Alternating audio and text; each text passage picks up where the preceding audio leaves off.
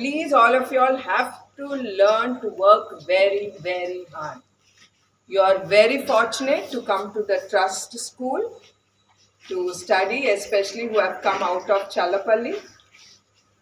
Don't you feel fortunate to be here? Yes or no?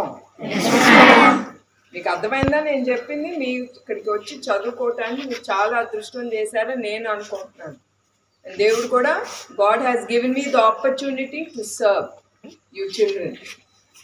Even I am very thankful God has given me this opportunity, and because of our mentor. Who is our mentor? Trust మన NTR Trust mentor గారు ఎవరండి? చంద్రబాబు నాయుడు గారు. So I am also fortunate because of him. He started the trust, and because he has no time, I am taking care of the trust. Okay? Yeah. So you all, I want each one of you all to work very, very hard and go to the top levels of your education. మన ప్రియతమ నాయకుడు నందమూరి తారక రామారావు గారి పేరు మీద ప్రారంభించారు. ఆ trust ద్వారా చాలా సేవా కార్యక్రమాలు మా ట్రస్ట్ ముందుకు తీసుకెళ్తాను. దాంట్లో కొన్ని ఏంటంటే బ్లడ్ బ్యాంక్, రక్తదానం, మహాదానం. ఒక్క రక్తపు బొట్టు చాలా మంది జీవితాలు వెలిగిస్తుంది. ఆ గుర్తుగా మేము ఈ బ్లడ్ బ్యాంక్ అనేది ప్రారంభించాం. అట్లానే ట్రస్ట్ కింద గండిపేటలో ఎన్టీఆర్ ట్రస్ట్ స్కూల్, కాలేజ్, అది కాలేజ్ ఉమెన్స్ కాలేజ్ ఎస్పెషల్లీ, అది నేను చెప్పాలి మీకు. తర్వాత చల్లపల్లిలో ఇక్కడ ఒక స్కూల్.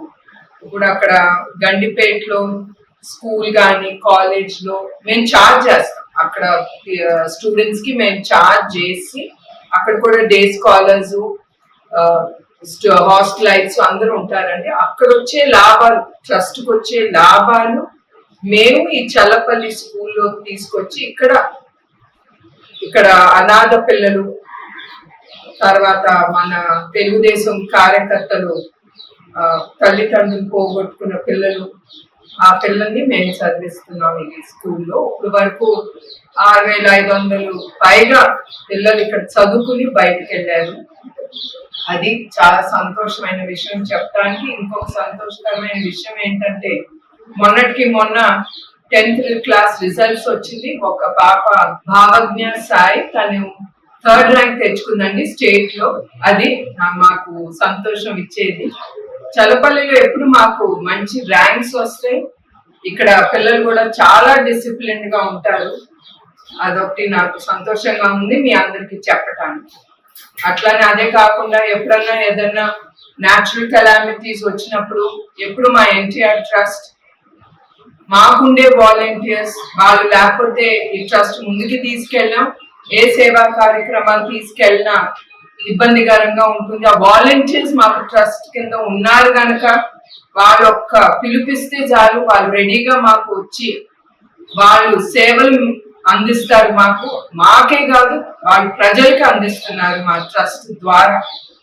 వాళ్ళకి ఎప్పుడు నా హృదయపూర్వక నమస్కారాలు వాళ్ళకుంటుంది.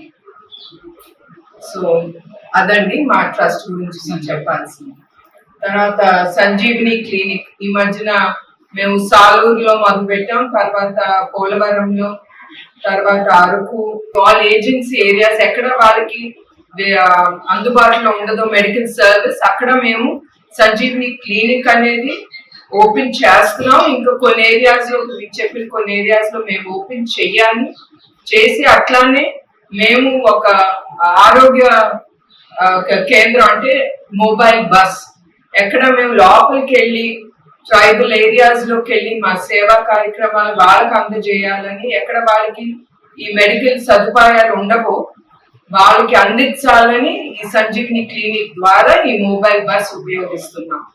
అట్లానే మేము ఇక్కడ హిందూపూర్, మంగళగిరి, కుప్పం చాలా చోట్లలో ఈ సంజీవిని క్లినిక్ తో పాటు ఈ ఆరోగ్య రథం కూడా ఉపయోగించి ప్రజలకి సేవా కార్యక్రమాలు అందజేయగలం.